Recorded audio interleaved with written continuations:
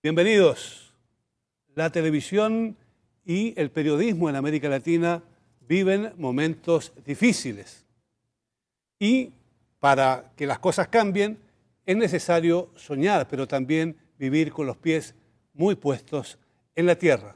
Bienvenidos a Claves. Esta es una coproducción de la televisión alemana Deutsche Welle y la televisión Teletica de Costa Rica. Y en la conducción me acompaña mi compañera Natalia Suárez Calderón de Teletica. Muchas gracias, Gonzalo. Encantados con esta coproducción y con el tema la televisión y los desafíos tanto del presente como del futuro. Permítame presentarle a los invitados de hoy. Tenemos con nosotros al director general de la televisión alemana Deutsche Welle, el señor Eric Bettermann. Es un agrado también tener en esta ronda a la periodista Natalia Romero Mora del Canal 7, del Canal Teletica de Costa Rica. Gracias. También nos acompaña Luis Ortiz, periodista y reportero de Costa Rica, especializado en medios interactivos. Los medios de comunicación enfrentan enormes desafíos y estos son de diverso tipo. Hay quienes afirman que ya se han transformado y que las cosas están cambiando en desmedro de los televidentes, en desmedro de los ciudadanos. ¿Cómo es la situación a nivel global? Señor Bettermann, ¿cuál es su opinión? ¿Cómo ve usted la televisión de hoy y los desafíos de cara al futuro en el mundo en que vivimos? Creo que los diferentes sistemas mediáticos han cambiado en los últimos 20 años con gran celeridad. Y no hay nada más globalizado que la comunicación. El desarrollo tecnológico ha creado nuevas posibilidades. Tenemos que pensar que la televisión se introdujo hace solo 50 años. Hoy en día, a esto se suma el desarrollo de Internet y de los medios sociales que han impulsado la comunicación en todo el mundo, construyendo la aldea global. El periodismo especialmente se encuentra así ante un gran desafío.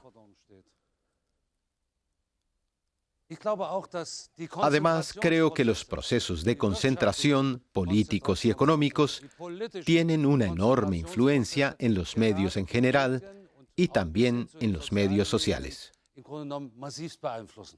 Natalia, ¿cómo se ve la realidad de la televisión desde un país como Costa Rica, donde tenemos diversidad de medios, pero también trabajamos con instrumentos desiguales? Bueno, en Costa Rica tenemos una experiencia bastante rica en cuanto a recursos tecnológicos. Por ejemplo, acá en Canal 7, sí, no todos los medios trabajan igual, ¿verdad? Las televisoras, por ejemplo, la televisora estatal, que es Canal 13, los medios son un poco más limitados. Sin embargo, hay otras competencias que han hecho esa lucha por tratar de tener una tecnología más avanzada. Los cambios apuntan también a los contenidos, pero sobre todo el cambio que más percibimos en este momento son los avances tecnológicos, que son gigantescos en muchos aspectos. ¿Cómo se ve aquí desde Costa Rica este cambio? ¿Cuánta significación tiene de cara al futuro? ¿Cómo se está transformando el mundo con esas innovaciones tecnológicas? Bueno, Gonzalo, muchísimas gracias por permitirnos participar en este programa. La verdad es que el panorama con los avances tecnológicos es amplísimo. Las posibilidades ahora son muchísimo mayores que las que teníamos hace 10 años, que las que teníamos hace 5 años. Para el ejercicio periodístico, para el ejercicio de la televisión, recuerdo que hace 6, 7 años, para poder tener material a pocas horas de algo ocurrido fuera de nuestro país, teníamos que acudir a un aeropuerto a que alguien nos ayudara a enviar un cassette para poder traer el material a Costa Rica. Ahora podemos transmitir en vivo, en tiempo real, con pocos segundos de retardo desde cualquier parte del mundo, y para eso solo necesitamos Internet.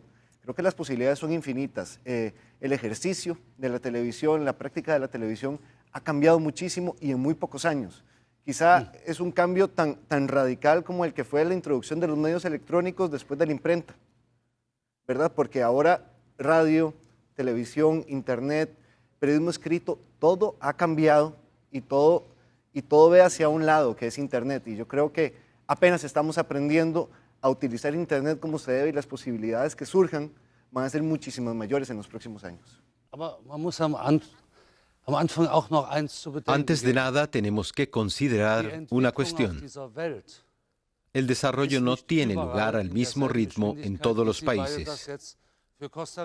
Lo que usted acaba de describir en el caso de Costa Rica no es igual, por ejemplo, en el África al sur del Sahara, donde, por ejemplo, la radio de onda corta sigue siendo algo necesario.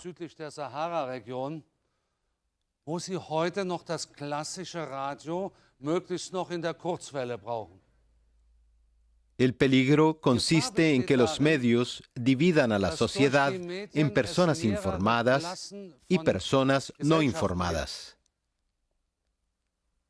Y esto también se puede aplicar para algunas regiones de Latinoamérica.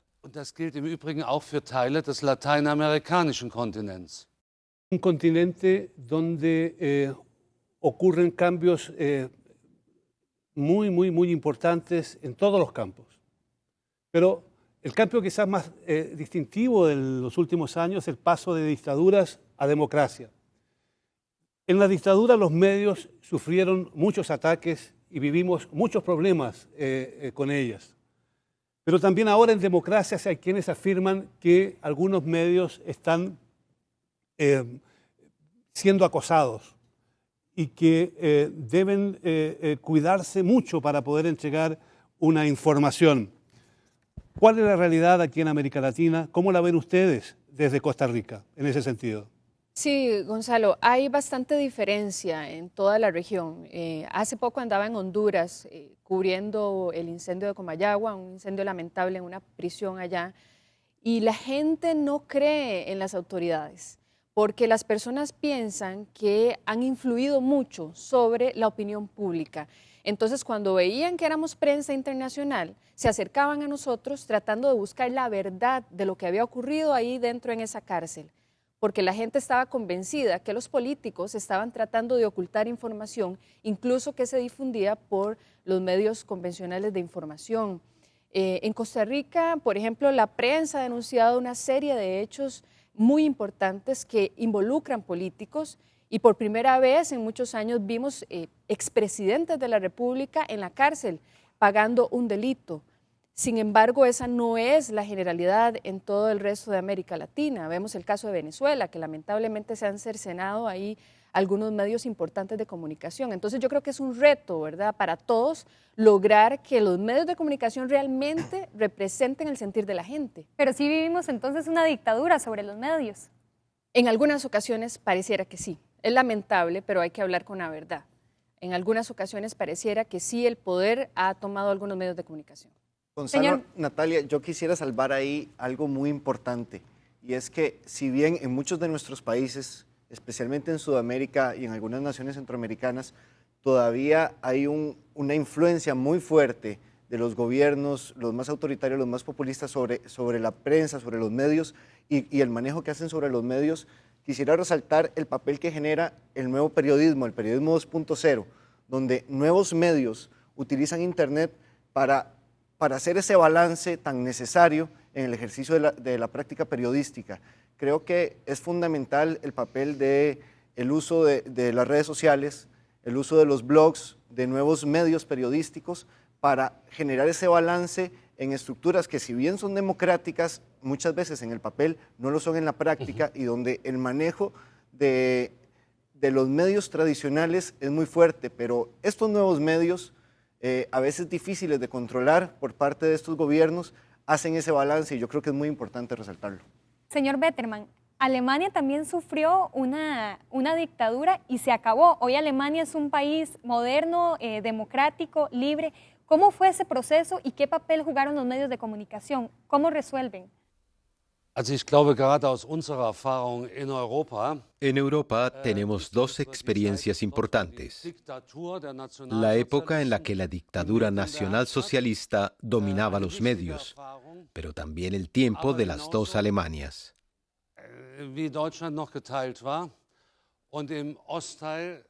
En la antigua Alemania del Este, la República Democrática Alemana, los medios estaban dirigidos por el Estado. De todo esto hemos sacado una conclusión importante para nuestra política, nuestras leyes, que necesitamos un sistema dual que incluya tanto emisoras públicas como privadas.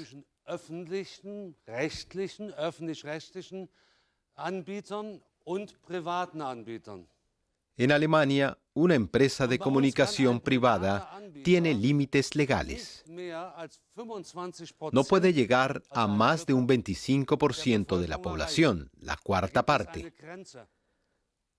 Además, ya en la Constitución de 1949 se introdujo un artículo que postula la independencia de los medios con respecto al Estado o a un grupo dominante.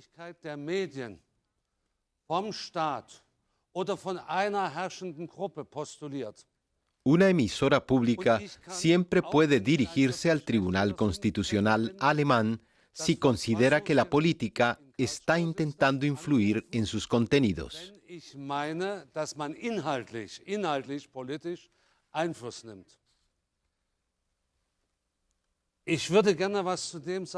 Me gustaría añadir algo al acertadísimo comentario de mi colega sobre el papel del periodismo y los nuevos medios.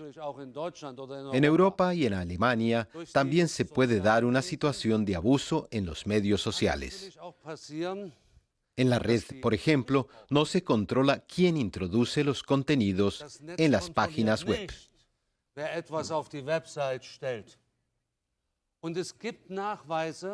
También hay pruebas, por ejemplo, en las últimas elecciones en Irán, donde el régimen del presidente Ahmadinejad hizo un uso fraudulento de Internet.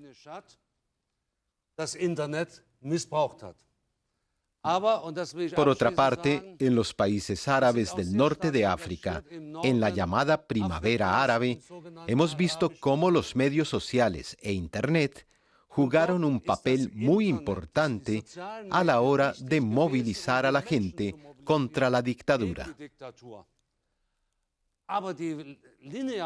Pero, por otro lado, siguen siendo los medios de transmisión lineal o directa, como radio y televisión, tanto públicos como privados, los que hoy transmiten información y educación, desempeñando así una tarea para el futuro. Apoyan la democracia y con ello apoyan el desarrollo económico de los países. Natalia, ahora que el señor Betterman introduce el tema de los medios públicos y privados, estatales y privados, ¿cuál es el caso de Costa Rica? ¿Cómo funciona el sistema de medios? ¿Cuáles son las ventajas y también los puntos débiles del sistema? Bueno, tal vez a diferencia un poco de la experiencia en Alemania, acá los medios privados podemos llegar a toda la población. Actualmente hay una cobertura televisiva bastante amplia que eso nos permite llegar a ciertos rincones en donde hace algunos años era imposible, ¿verdad? Entonces, de repente vamos a Guanacaste, que es una provincia bastante alejada de San José, y la gente nos dice que ven Canal 7, que ven las noticias, entonces hay retroalimentación, sí es posible alcanzarlo. En cuanto a la televisión pública o el canal estatal, pues también tienen tal vez una cobertura un poco más limitada, pero en la mayoría de hogares costarricenses es posible poder sintonizar Canal 13, que es el canal estatal, ¿verdad? Pero entonces tenemos como esa gama y esa variedad bastante abierta. Sobre lo que decía ahora el señor don Eric, de toda la información, me parece que no debemos olvidar el papel del periodista, porque con la diversidad de medios también puede tenderse a ir en detrimento de nuestra profesión. Y creo que un periodista debe seguir siendo responsable, debe seguir siendo objetivo y debe seguir tratando la información con mucho cuidado porque nosotros tenemos una responsabilidad social enorme para la gente. Señor Betterman, ¿cómo utilizan los europeos las nuevas tecnologías? ¿Cómo la incorporan a la difusión de la información? Depende del país. Hay diferentes niveles de desarrollo en la digitalización. Gran Bretaña, por ejemplo, está más avanzada en este proceso que Alemania. El periodista tiene que ser como un explorador que ayude al usuario, al espectador o al oyente a diferenciar entre información objetiva, lo más objetiva dentro de lo posible, y propaganda. Este es el enorme desafío del periodismo. En la Deutsche Welle hemos reaccionado consecuentemente. Hemos cambiado nuestra manera de trabajar y ahora nuestra producción es multimedial. En inglés esto se llama producción pop. No tiene que ver con el Papa de Roma. Significa produce once, publish everywhere, o sea, produce una vez y públicalo en todas partes. Con esto intentamos conectar con todos los medios y esto hace que se pueda ver Deutsche Welle no solo a través de este canal Teletica, sino también en nuestro propio canal de YouTube. Porque si no hacemos esto, el papel del periodista se reduce y se le convierte en un mero espectador. Para mí, esto es una oportunidad fantástica, pero implica una nueva forma de periodismo. Natalia, en tu trabajo periodístico, ¿cómo usas tu Internet? ¿Cuánto te sirve? ¿Cómo logras descubrir dónde están los temores, dónde está la propaganda o dónde está el trabajo serio? ¿Cómo impacta tu trabajo en lo que llega por Internet? Hay algunos datos, don Gonzalo, que podemos encontrar en Internet, sobre todo referentes históricos que pueden sustentar una información, pero sí creo que no debe ser una fuente única y verdadera, porque como bien sabemos, en Internet también pues, se presta para que muchos usuarios puedan escribir cualquier cantidad de cosas y creo que como periodistas responsables siempre tenemos que confirmar esa información. Entonces, puede ser una herramienta, pero no puede ser la base de mi trabajo periodístico. Necesito reconfirmar, necesito hablar con mis fuentes. A veces no basta una llamada telefónica, a veces tengo que ver al entrevistado porque mucho de lo que pueda lograr en esa conversación, ese va a ser el sustento de mi reportaje, de mi nota. Luis, hace un momento hablábamos de que trabajamos con instrumentos o recursos desiguales, pero lejos también de la ausencia, la necesidad de recursos, los medios tienen otra amenaza en este momento y es el crimen organizado, la violencia. ¿Cuál es la realidad de América Latina, donde vivimos situaciones como la de México, donde la violencia es impresionante? Creo que no debemos ir tan largo, porque Centroamérica misma vive un gran riesgo para el ejercicio del periodismo. Y es el caso de Honduras. Recientemente veíamos datos donde la violencia hacia periodistas en Honduras se ha acrecentado. Van 19 muertes en un periodo muy corto, hay periodistas secuestrados. ¿Y eso qué hace? Generar temor. Hace que el periodismo, el ejercicio del periodismo sea menos libre, que el periodista no quiera denunciar, que el periodista no quiera ejercer esa labor tan importante de su trabajo. El caso de México también es un ejemplo claro, porque la guerra del narcotráfico, la guerra entre bandas de narcos impide que haya una denuncia real, que haya un trabajo periodístico real. Hay violencia hacia los periodistas, violencia hacia los medios trabajan con temor y eso hace que la información deje de llegar a la gente, que es una de las principales funciones, hace que el trabajo periodístico en ciertas ocasiones se vuelva menos ético. ¿Por qué?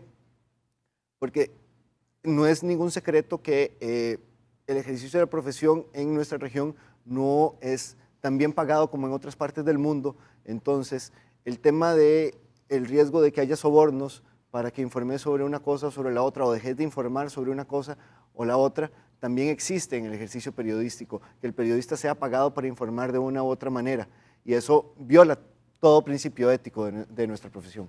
Natalia, ante este panorama, esta amenaza que sufre los medios de comunicación y que sufre el ejercicio ético del periodismo, ¿cómo se sobrevive? ¿Cómo se trabaja éticamente? Yo creo que tenemos que seguir creyendo en periodistas valientes, periodistas que decidan informar, que también pidan apoyo a sus empresas para resguardarlos.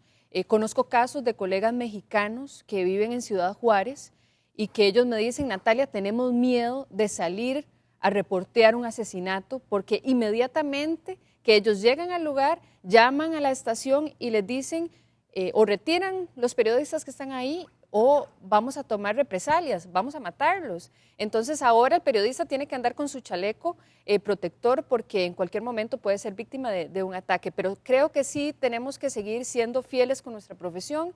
Nos hemos convertido en casi que soldados valientes de la información, pero ese es el reto. El reto me parece a mí es ir venciendo ese miedo porque una sociedad llena de miedos lamentablemente se llena de violencia y se llena de corrupción. Sociedades que desgraciadamente están funcionando mal en todos los sentidos, no solo en esto. Y esto es herencia quizás también en algunos casos de la violencia que llega a través de los medios, a través de la televisión. Ahora bien, ¿no sería necesario empezar una etapa de renovación también para volver a las utopías del periodismo, para empezar y volver a soñar y también para rechazar las injusticias y para que los medios, señor Betaman, apoyen la idea de las transformaciones que fortalezcan la democracia y la libertad de los ciudadanos? Si me permite, me gustaría expresar una gran admiración por el trabajo de los periodistas que viven en entornos corruptos o que incluso están amenazados de muerte, lo cual no ocurre solo en Latinoamérica. En Europa esto no ocurre en tamaña dimensión. Siento una gran admiración por aquellos que dan su vida por la utopía, y esa fue mi motivación para convertirme en periodista hace ya muchos años. Se trata de una lucha a favor de la democracia. A mí me gustaría luchar por una sociedad civil en el mundo. Con esto me refiero a que no nos matemos, a que no nos arrebatemos el dinero los unos a los otros y a que desarrollemos estructuras democráticas. Es un proceso que tiene que continuar día a día. También en Europa y en Alemania tenemos que seguir luchando para que el periodismo cumpla esta función.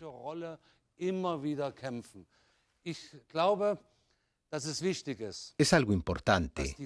Es el modelo a seguir tanto para los medios privados como para los públicos, pero también para el gobierno y para la sociedad. Los espectadores también tienen que defender este bien, que es la libertad mediática. Los periodistas tienen que ser valientes para cumplir esta meta. Necesitamos que nuestros espectadores participen para que esto funcione. Una sociedad mediática conlleva el desarrollo económico, un refuerzo de la democracia y una sociedad civil a nivel mundial. Natalia, justamente hablando de utopías y de un sueño democrático, ¿es una utopía o es una realidad pensar en una televisión común para todos? Yo quisiera pensar que no es una utopía, yo quisiera pensar que los medios vamos hacia esa transformación. Creo en un periodismo valiente, pero también creo en un periodismo inteligente, en donde no solo le demos a la gente enlatados o informaciones que no sirven de nada, sino que seamos esa voz también que denuncia, que también tengamos esa función formadora, educativa. Hay temas cruciales como el medio ambiente, la gente necesita saber y nosotros ahí jugamos un papel sumamente importante y de una u otra manera por esos medios podemos combatir la corrupción incluso política, ¿verdad? Creo que toda esa plataforma debemos irla formando y es un nuevo reto que tenemos todos los medios de comunicación. Y creo y espero como periodista amante de lo que hago todos los días, que esa utopía realmente no sea una utopía, simplemente que se convierta en una realidad, algo que vivamos todos los días. ¿Cómo actuar frente al desafío de la verdad? ¿Cómo defender la independencia de los periodistas aquí en América Latina, siendo bastante realistas, Luis? Sí. Afortunadamente, Costa Rica es un país donde la independencia periodística y la independencia editorial de los medios se respeta mucho. Nosotros realmente tenemos una práctica de la profesión muy libre, pero sabemos que no en todos los países es igual. Y yo creo que el respaldo que haya entre los medios de comunicación, el que los medios de comunicación de toda Latinoamérica nos podamos unir y que podamos respaldarnos los unos a los otros, en el ejercicio independiente de la práctica periodística, que sepamos denunciar y que sepamos hacer eco de lo que sucede en otros países para que no nos pase a nosotros, para respaldar a los otros. Y eso debe ser un ejercicio individual de entre periodista y periodista y un ejercicio de medio y entre medios también, porque las amenazas son muchas. Las amenazas del interés de control de un gobierno, las amenazas de que la lucha por el rating terminen degenerando o terminen en detrimento de la calidad del periodismo y de la televisión en sí. Yo creo que, o sea, son dos ejemplos de amenazas que vivimos todos los días y que tenemos que saber cómo unirnos, cómo respaldarnos, porque realmente solos es muy difícil. O sea, si no nos apoyamos unos a los otros en el ejercicio de la profesión es muy difícil. Pero que no sea la unidad del monopolio sin límites que tiene lugar en varias regiones de América Latina, donde hay una influencia extraordinariamente importante de gente que tiene dinero y que ni siquiera ha estado nunca en el país. Porque la pluralidad de medios, y ahí es donde yo también toco el tema nuevamente del nuevo periodismo, es súper importante, de que sepamos encauzar esa práctica periodística de manera responsable y de manera ética y que podamos encontrar nuevos medios. Hacer periodismo antes implicaba tener una imprenta, tener una señal de televisión o tener una señal de radio. Ya no lo es.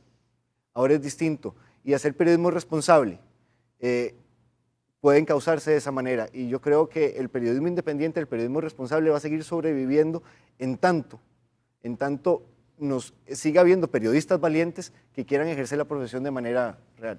Justamente hablando de la calidad del periodismo, la realidad mundial ha obligado a los medios a realizar ajustes y recortes en los presupuestos que han afectado directamente a los medios. ¿Cómo remamos contra marea, señor Vetter?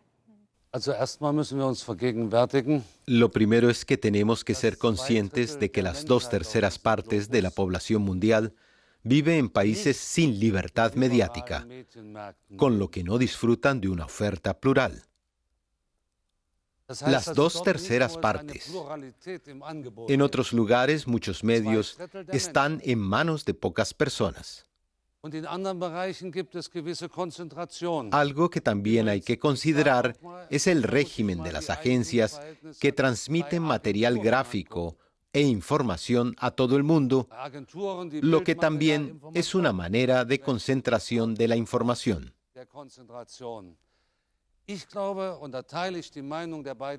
Comparto la opinión de mis dos colegas de que es necesario reforzar la autoorganización de los periodistas. En Alemania, tras nuestra experiencia con la dictadura nazi en los años 30 y 40, desarrollamos herramientas como órganos de autorregulación.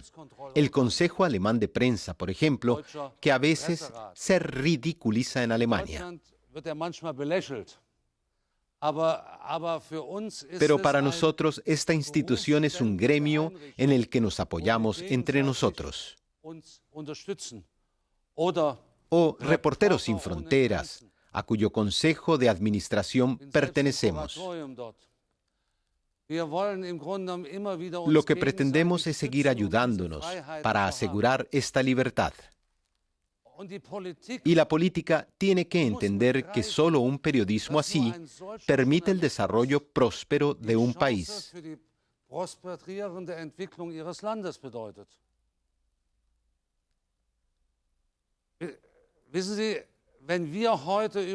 Hoy en día en la Deutsche Welle adoptamos y transmitimos una posición crítica sobre las investigaciones que afectan a muchos políticos alemanes para que la gente vea que informamos de la manera más objetiva posible.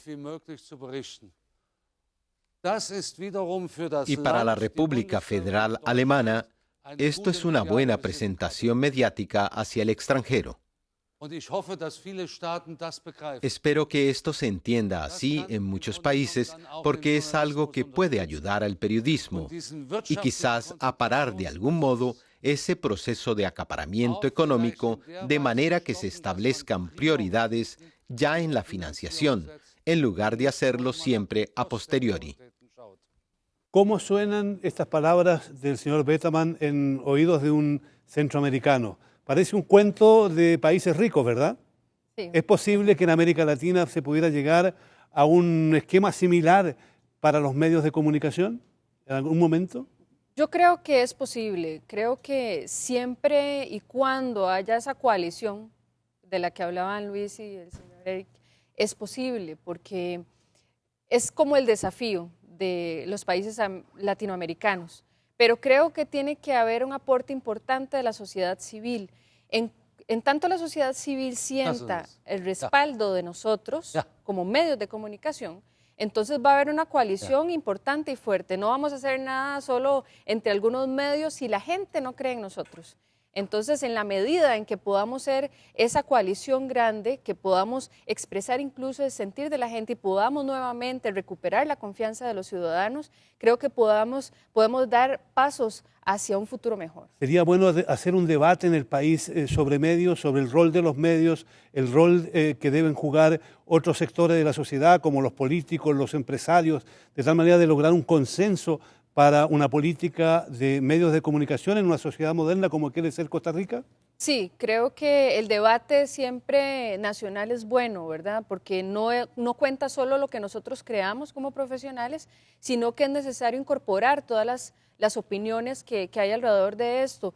Y aquí entra un papel muy importante lo de la televisión estatal.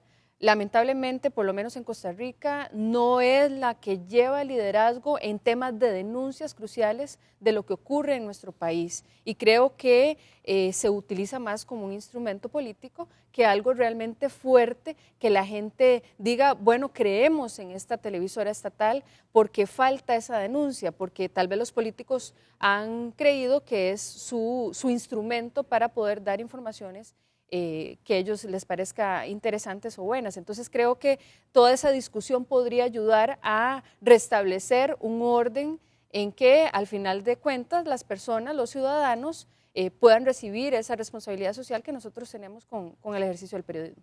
Gonzalo, algo importante también en eso, y es que si bien la práctica periodística se ha diversificado en los años recientes, los medios como la televisión y los periódicos, siguen teniendo un papel primordial como líderes de opinión. Y Costa Rica es un ejemplo de ello.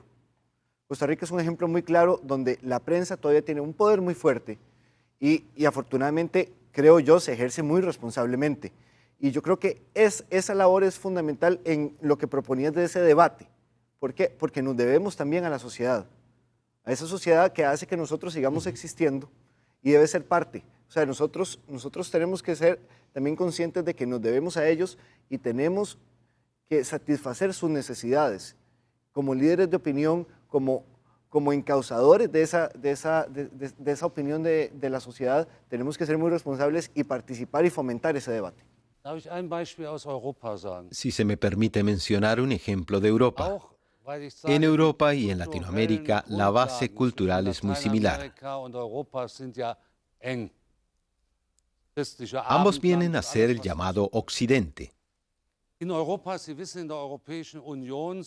Como se sabe, la Unión Europea está compuesta por 27 países miembros. Hace 2 años, uno de ellos, Hungría, modificó su ley de regulación mediática para aumentar la influencia del Estado sobre los medios. En la Unión Europea partimos de la base de que también los medios de derecho público deben ser independientes del Estado. De ninguna manera son la agencia de relaciones públicas de un gobierno o de un partido, sino que están ahí para que las personas se enteren de los asuntos políticos. Todo está relacionado. La cooperación de los periodistas, pero también la política de la Unión Europea y la Comisión Europea han ejercido una gran influencia para que Hungría cambie de parecer. Aún no se ha avanzado tanto como me gustaría, pero es cierto que cuando uno ve que las personas que nos están viendo desde fuera son conscientes de lo que esto significa, es más, Cuando la política y la economía comprendan la imagen negativa que esto confiere al país, entonces podremos hacer algo en interés de los espectadores, de las personas y en interés de la democracia. Luis, hace un momento hablábamos de la responsabilidad que tienen los medios de comunicación, la responsabilidad social. ¿Cómo evitar esa tendencia mundial a vivir de pasantes, a tener personas recién graduadas, profesionales jóvenes para pagarle poco o pagarle nada? ¿Cómo evitamos esa tendencia y cumplimos con la responsabilidad también social? Yo creo que tenemos que ser muy claros en que el periodista va creciendo en función de que tengas más herramientas y tengas más beneficios, y que el periodista que tomas como pasante precisamente debe tenerse claro cuál es la meta a la que quieres llegar con él. No debe ser simplemente un individuo que empezando que con muchos deseos y con mucha hambre de ejercer la profesión te puedas aprovechar de él, sino que tienes que ver en él ese tema a futuro de lo que querés ejercer en un buen periodista, ¿verdad? Lamentablemente, muchos medios de comunicación tienen la visión de convertirse en maquilas de noticias fáciles de hacer, sencillas y rápidas, que ese pasante puede ejecutar y que después vendrá otro pasante y otro más para hacerlas. Y pensar en ese periodismo de calidad, en ese periodismo responsable, que solo lo va a ir ejerciendo la persona conforme vaya adquiriendo experiencia en el proceso. Yo creo que Natalia y yo somos claros ejemplos de que, bueno, Natalia empezó como corresponsal de este medio, yo empecé como pasante precisamente, y yo creo que afortunadamente hemos logrado seguir ese camino e ir adquiriendo experiencia al lado del medio, aprender del medio, ir absorbiendo todo lo que esta empresa ha logrado en más de 50 años y además poder dárselo a la gente, poder ejercer ese periodismo responsable, ese periodismo independiente, ese periodismo de investigación, de denuncia que ejerce esta empresa y aprender de ello. Y yo creo que si nosotros hubiéramos sido simplemente una flor de un día que pasa hasta aquí 3 meses y se va y anda buscando siempre dónde estar, nosotros hubiésemos perdido y la empresa también. Y yo creo que eso es parte de lo que debe lograrse, que el medio tenga muy claro lo que quiere lograr como un periodista. Natalia, el panorama en general es difuso, en general, para los medios de comunicación, para la televisión, para el papel del periodista, que en medio de todo este contexto mundial no debe desanimar. ¿Cómo se imagina la televisión del futuro? ¿Cómo serán los medios del futuro?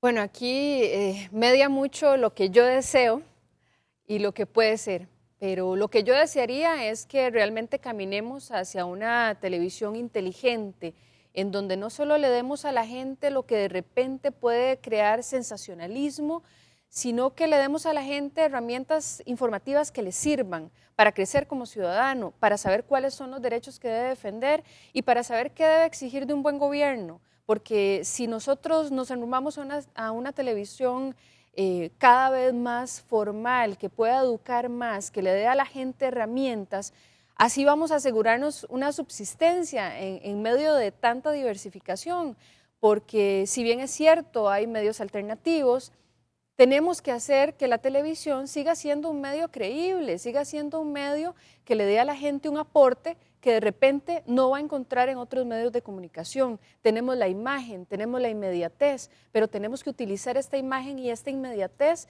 en información realmente útil, constructiva, buena, que la gente le sirva en su diario vivir.